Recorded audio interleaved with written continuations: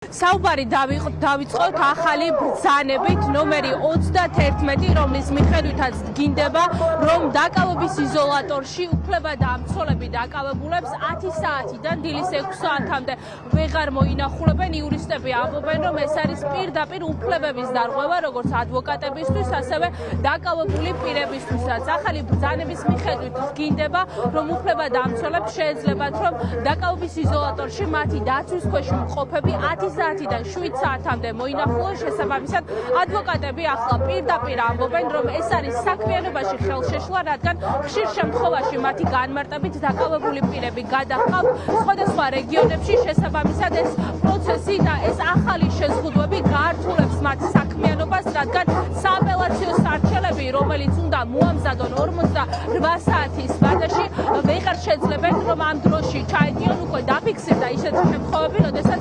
ადვოკატებს არ მისცეს შესაძლებლობა, რომ მათ დაცვის ქვეშ მყოფებს შეხვედროდნენ და იურიდიული კონსულტაციები გაევლოთ, მოეწერათ დაკავებულებს ხელი სხვადასხვა დოკუმენტებზე და იურისტები პირდაპირ ამბობენ, რომ ეს ახალი შემსრულებელი კანონი უკვე არის ამოქმედებული და ფიქრობენ, რომ ეს აქციაში მონაწილე პირების დასასჯელად შექმნეს.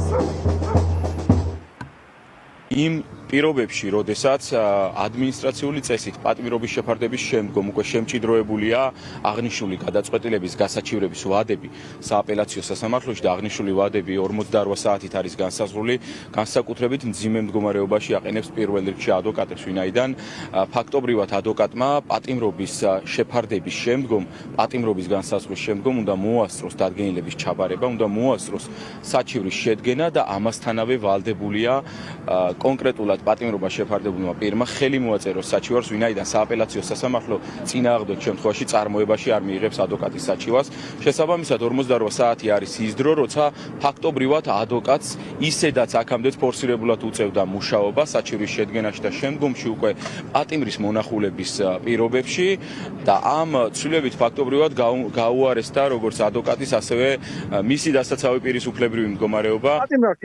გარანტირებული უფლება ნებისმიერ დროს შეუფერხებლად შეხვდეს თავის ადვოკატს, თავის უფლებას დამცველს და ეს დრო შეიძლება იყოს ძალიან მნიშვნელოვანი და ეს პრაქტიკულად ეს უფლება ფეხქვეშ გათელა მისი ერთი ბრძანებით სამწუხაროდ აღმოჩნდა რეალობის წინაშე, როდესაც მე არ მომეცა ამის ასე ვთქვათ ჩემი უფლების გამოყენას შესაძლებლობა, რომ ჩემი უფლება განმეყორციელებინა. ეს რა თქმა უნდა ერთის მხრივ აზიანებს დაკავებულის უფლებებს და ასევე მეორეს მხრივ ეს მუშაობაში ხელს უშლის ადვოკატებს.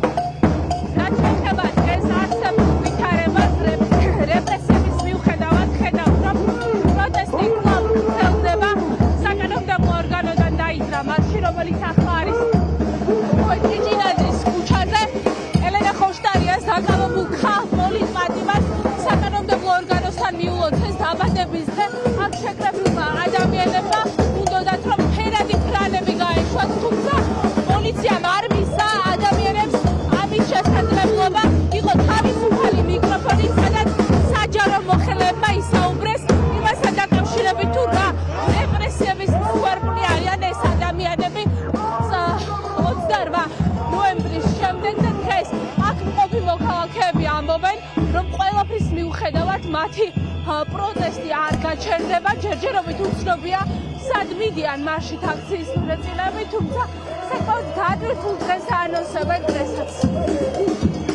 წინააღმდეგობას აქ გადამწყვეტი მნიშვნელობა, ამითი არის საქართველოს დღესაც საქართველო. ამითი დავახცეთ თავის საბჭოთა კავშირს და ამითი უნდა მოვიცილოთ საბოლოოდ ეს საბჭოთა მემკვიდრეობა.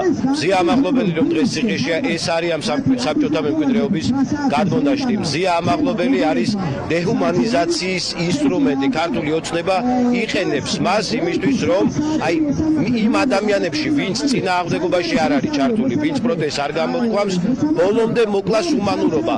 ბოლომდე წაშალოს ის რეალური ქართული ფასეულობები, რაც არის უპირველეს ყოვლისა გვერდზე დგომა, თანადგომა. საჯარო მოხელეების ზოგადად გათავისუფლება ოცნების სტრატეგიის ერთ-ერთი ნაწილი იყო.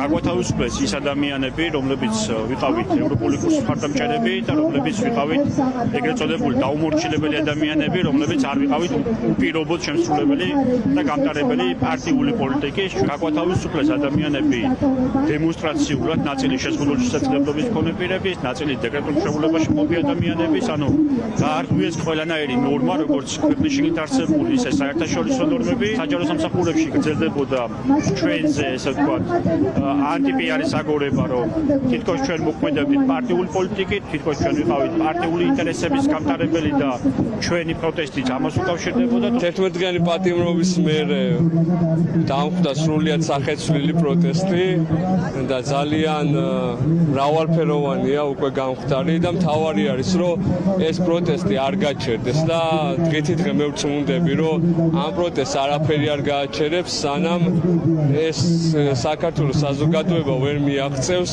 იმ ორ დასახულ მიზანს და იმ მოთხოვნას რომელიც უკვე ერთი წელია ქართველი ხალხი ითხოვს. დღევანდელ მარშს სიმბოლურად მოუყვება საქართველოს და ამერიკის დროშები. ჩვენ ახლა უკვე სავარაუდოდ გადავუხვევთ მთავრობ კანცელარიის მხარეს. არ არის გამორიცხული რომ ეს იყოს პირველი ადგილი სადაც გაჩერდებიან დღევანდელი მარშის მონაწილეები. ეს ჯერჯერობით